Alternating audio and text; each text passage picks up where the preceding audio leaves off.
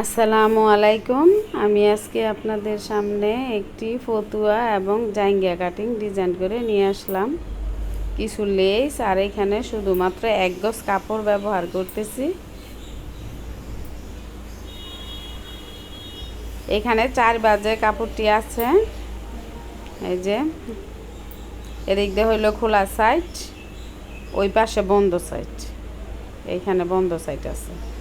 সব সময় জাইঙ্গা কাটিংয়ের সময় আপনার হলো বন্ধ সাইড থেকে হাইয়ের মাপ ধরতে হবে।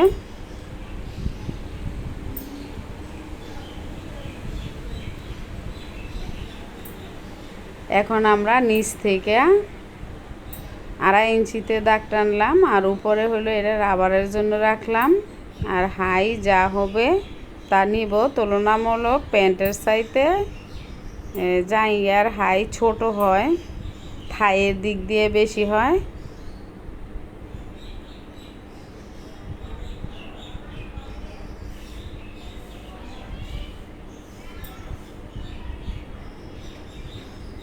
এই যে আমাদের জাইঙ্গা কাটিংটি হয়ে গেছে। এখন আমরা সামনের পাটে জামার যেমন তাল পাট কাটিং করে তেমন করে সামনের পাট থেকে আমরা একটু কাটিং করে নিব, যাতে একই সমান মাপ থাকে। সেজন্য ওই পাশে যতটুকু কাটিং করলাম এই পাশেও সেম কাপড়টি দিয়ে আমরা কাটিং করে নিব।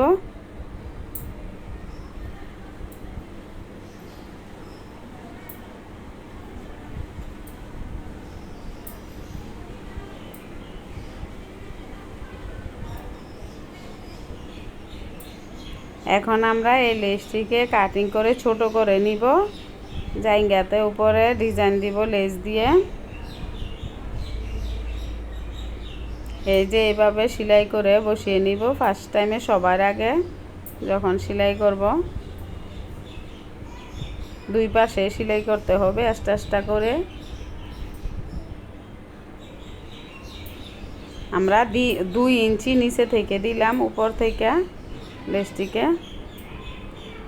এখন আমরা ফতুয়াটি কাটিং করে নিব। যা লং হবে লেস দিব নিচে, সেই লেসের লং সহকারে ধরে তারপরে আমরা ফুল লংয়ের মাপটি নিয়ে নিব।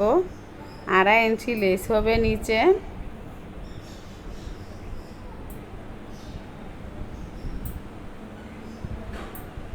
সাড়ে 4 ইঞ্চি আমরা কাঁধের মাপটি নিলাম।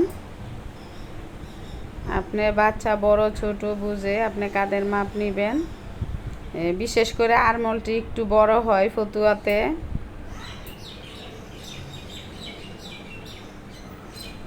ফতুয়ায় কিন্তু তেমন শেব না, যা হবে তা।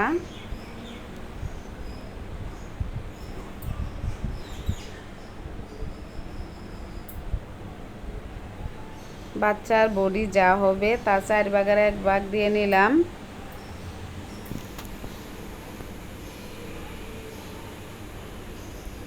নিচের দিকে হালকা একটু ঘের দিয়েছি এবং নিচে থেকে একটু হালকা রাউন্ড শেপ দিয়ে কাটিংটি করে নিব। এখন আমরা গলাটি কাটিং করে নিচ্ছি। 1.5 ইঞ্চি চড়া নিয়েছি এবং ছোট বাচ্চা তাই 1.5 ইঞ্চি ডিপও নিছি।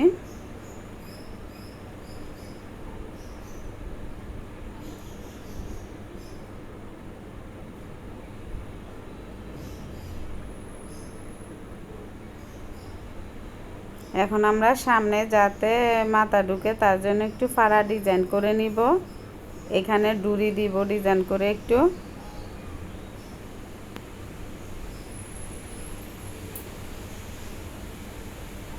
ফার্স্ট টাইমে আমরা জাইঙ্গাটি লেস বসিয়ে নিব সেলাই দিয়ে এইভাবে দুই পাশে একই সমানভাবে।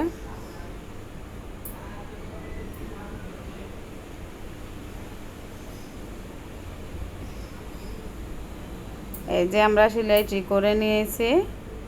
এখন উপর দিকে দিয়ে সেলাই করেছি, এখন উপরে চাপ সেলাই দিব এইভাবে। এই যে চাপ সেলাইটি দিয়ে নিয়েছি। এখন আমরা পায়ের মুহুরির দিকে চিকন করে সেলাই করে নিব। তারপর ভিতরে রাবারটা টেনে টেনে যেভাবে আমরা সালোয়ারে প্যান্টে দেই সেমভাবে রাবারটি সেলাই করে নিব।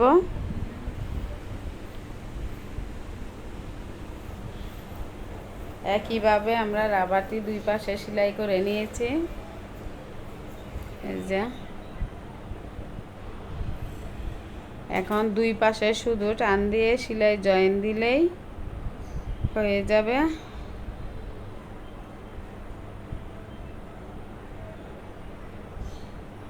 এখন রাবারের জন্য উপরে ফার্স্ট টাইমে চিকন করে সেলাই করে তারপরে চিকন রাবারটি ধরে টেনে টেনে সেলাই করে নিব। এই যে সেলাইটি দিয়ে নিয়েছি, এখন আমরা রাবার দিব। বড় সালোয়ারে যেভাবে আমরা এলাস্টিক লাগাই সেইভাবেই।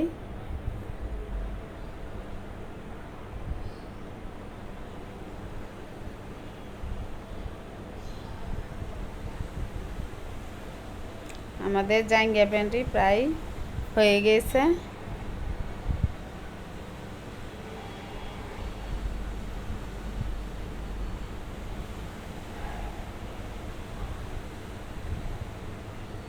আরেকটি মাঝখান দিয়ে ধরে ডাবল সেলাই দিয়ে নিয়েছি, তাহলে ফিনিশিংটি দেখতে সুন্দর হবে। এই যে আমাদের প্যান্টটি রেডি হয়ে গেছে।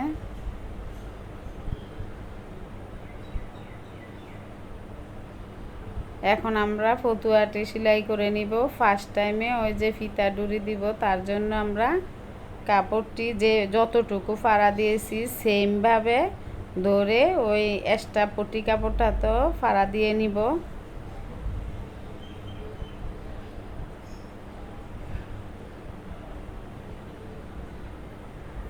এই যে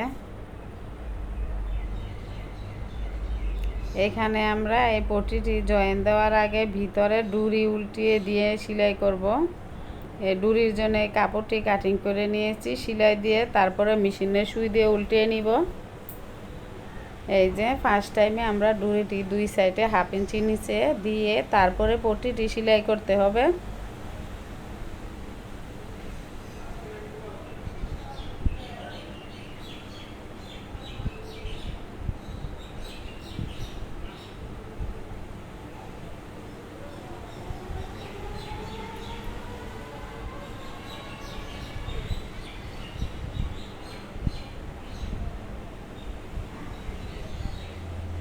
এখন আমরা কাপড়টিকে উল্টিয়ে উল্টা দিকে দিয়ে সোজা দিকে আমরা চাপ সেলাই দিয়ে নিব।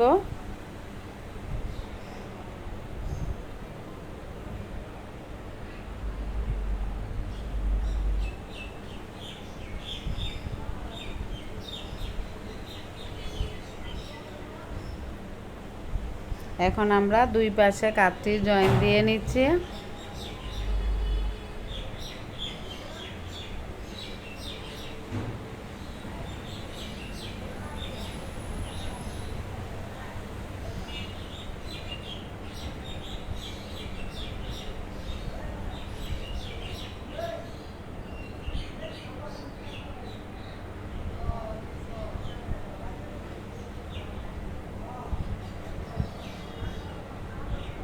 এখন আমরা ভিতরে উল্টা দিকে আরেকটি সেলাই করে কাপড়টি পাকা করে বসিয়ে নিব ফিনিশিং দিয়ে। এখন যেখানে সেলাই দিচ্ছি তা কিন্তু উল্টা পিসে সেলাইটা হচ্ছে।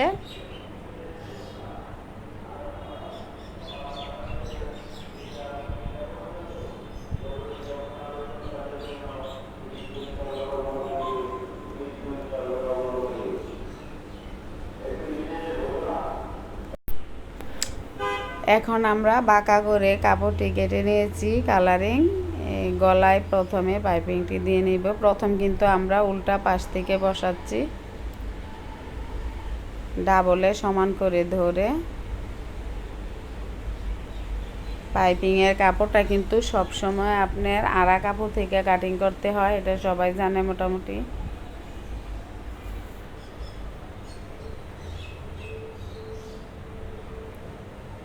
লাস্ট মুহূর্তে এসে আমরা মাটিটাকে পাকা করে সেলাইটি করতে হবে।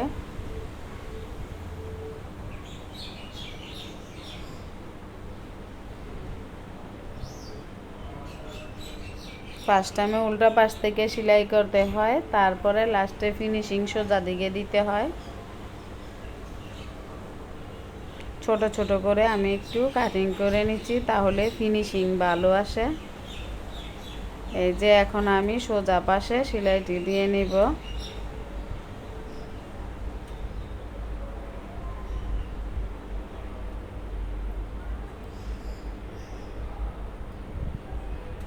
এখন আমরা হাতায় পাইপিংটি গলায় যেভাবে দিয়েছি সেমভাবে পাইপিং করে নিব। ফার্স্ট আমি উল্টা পাশ থেকে ধরলাম, আর পাইপিং করার সময় কিন্তু টানা যাবে না, টানলে পাইপিং সুন্দর হয় না।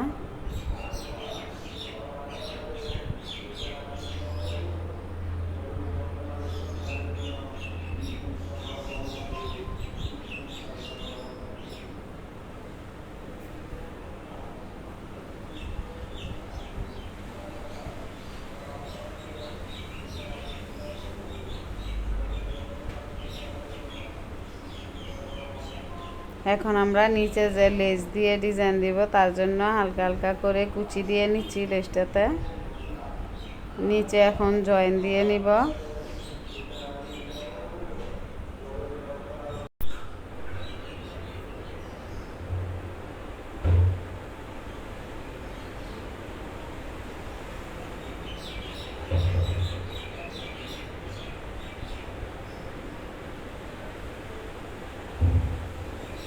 এখন আমরা বডির মাপে সেলাই করে নিব, তাহলে আমাদের ফতুয়াটির কাজ শেষ।